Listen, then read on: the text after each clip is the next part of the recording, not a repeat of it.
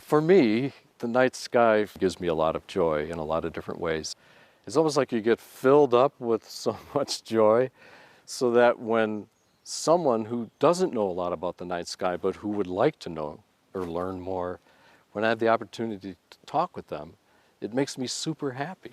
And if the person, the little light goes on in their head and they're like, oh, I understand how the earth goes now and why the stars move. Oh my gosh, of course. You know, like any teacher, you are overjoyed. I moved up to Duluth because I love the north. And here in Duluth, we're close to dark skies. And you don't have to drive very far to see a lot more. So I love that access to the night sky, to keep that connection and deepen it.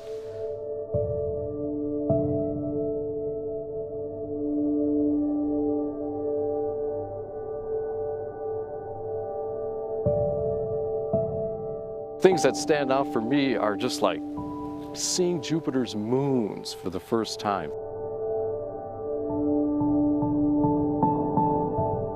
There it was. It really was like a little solar system in miniature. I still have that image, which is crystallized in my brain.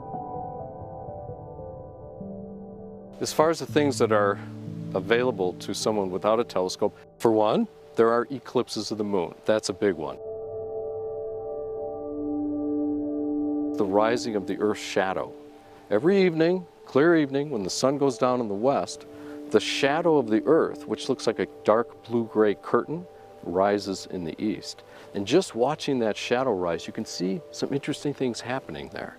So that's available to anybody, no equipment needed. Moon rises, right? Sunsets, seeing the distorted moon on the horizon caused by the atmosphere. There are annual meteor showers. There's like 4 or 5 of these meteor showers that occur every year. You get to just lay back in a lawn chair on these days and watch these meteors from comets come screaming down and flaming into the atmosphere. It's wonderful. With a pair of binoculars, you can look at the texture of the Milky Way. You can see nebulas. You can see the brighter galaxies. You can even see the moons of Jupiter.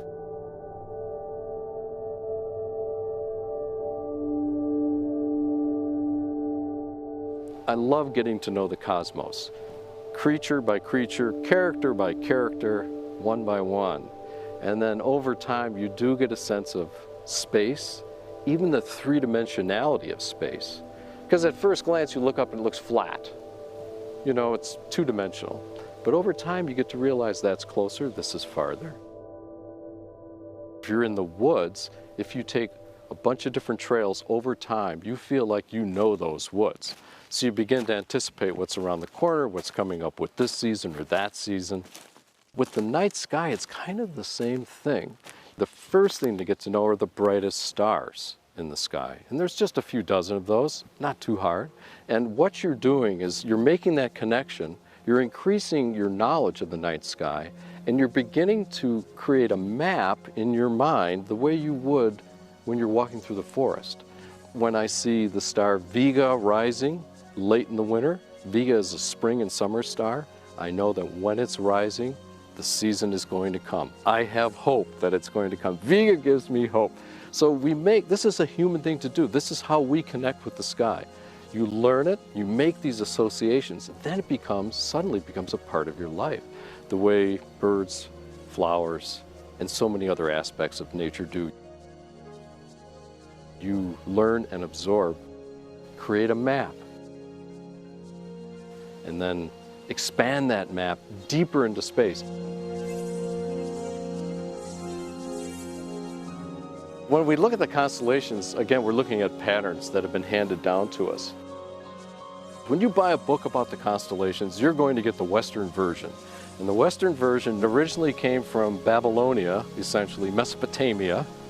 It was handed down to the Greeks and Romans. They transformed it some, and then it was further handed down to the Arabic peoples of North Africa and Spain. And then they added their part. So we have a multicultural thing happening.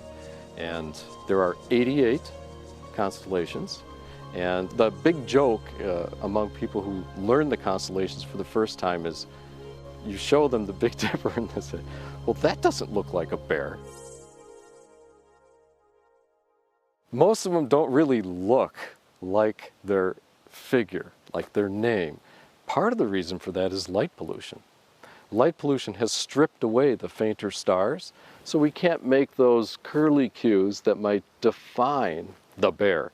We can't see those so easily unless we go to a darker sky. A lot of people talk about the wilderness, going to the wilderness, take a trip to the wilderness, which is a wonderful thing to do. Since you can just lay back in a canoe, go to the boundary waters, just let that thing float right out in the lake a little bit. Lay back and look at the night sky, just float there weightlessly. You don't have to know anything. It just inspires you, and it's pure wonder.